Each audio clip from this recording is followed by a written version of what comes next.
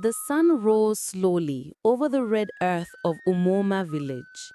Amaka stood outside her small mud hut, her eyes calm but tired. Her red headscarf glowed against the soft dawn light as smoke drifted from cooking fires behind her. In her silence, strength was growing, the quiet kind that only struggle can teach.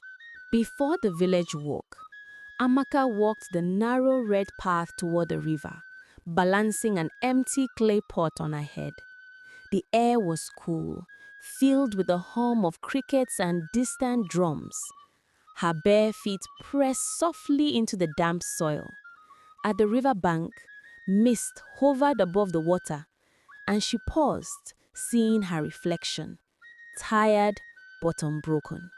At the river, women laughed and talked as they washed clothes, but Amaka stayed quiet. She dipped her pot into the cool water, watching the ripples spread. A few girls whispered about her family's poverty, yet she only smiled faintly and lifted her pot. Strength, she knew, was not in words, but in walking away with dignity. By midday, the sun burned hot over Umuoma's dusty market. Amaka sat behind her small wooden stall, her basket half empty, her earnings barely enough for garri and salt. Around her, traders shouted prices, colors of cloth and fruits flashing in the heat.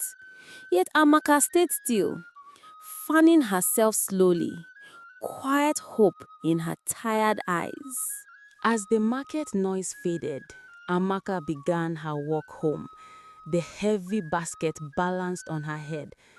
The road stretched endlessly, red dust swelling around her bare feet. Sweat rolled down her temples, but she did not stop. Each step whispered strength, the quiet rhythm of a girl who had learned that survival was its own kind of victory. When Amaka reached home, the air was quiet except for her mother's weak cough. Inside their clay hut, the older woman lay on the raffia mat, her face thin and pale. Amaka knelt beside her, wiping sweat from her forehead with a torn cloth. "You'll be well soon, Mama," she whispered, though her eyes knew the truth. Love made her voice steady. Night crept softly over Umuoma, painting the sky deep blue. Amaka lit a small kerosene lantern, its flame trembling against the clay wall. She sat beside her mother, mending a torn wrapper with careful hands. Outside, the crickets sang and the village faded into darkness. In that faint light, her face glowed with the quiet courage of those who never give up. At dawn, the rooster's crow echoed through the village. Amaka stirred from her mat, her body heavy but her spirit unbroken. Smoke rose again from nearby huts as women prepared for the day. She stepped outside, breathing the cool morning air, her eyes fixed on the distant hills. Each new day felt the same, but she faced it with steady grace. By midday, the clouds gathered darkly over Umuoma. Soon, heavy rain poured down, turning the dusty paths into rivers of red mud. Amaka rushed to cover the cooking fire with a tin sheet, her dress soaked against her skin. The wind howled through the banana leaves, but she stood firm, trembling yet unyielding, like the earth itself. When the rain finally stopped, Amaka heard a knock at the door. It was the village elder, his walking stick tapping against the wet earth. "Your mother's land must be cleared," he said gently, "before planting season ends." Amaka nodded, her face calm, though her heart trembled. Even when life gave her no rest, she answered with respect. The next morning, Amaka rose before sunrise and walked to her mother's farmland. The ground was heavy and wet from the rain, but she gripped her hoe tightly and began to dig. The red earth stained her hands, her arms glistening with sweat. Alone under the wide sky, she walked without pause, the sound of her hoe striking soil echoing her heartbeats. As the sun climbed higher, Amaka paused to rest beneath a mango tree. Her palms ached and her breath came slow.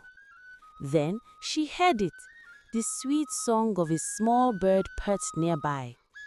For a moment, the world grew quiet. Amaka smiled, her eyes soft.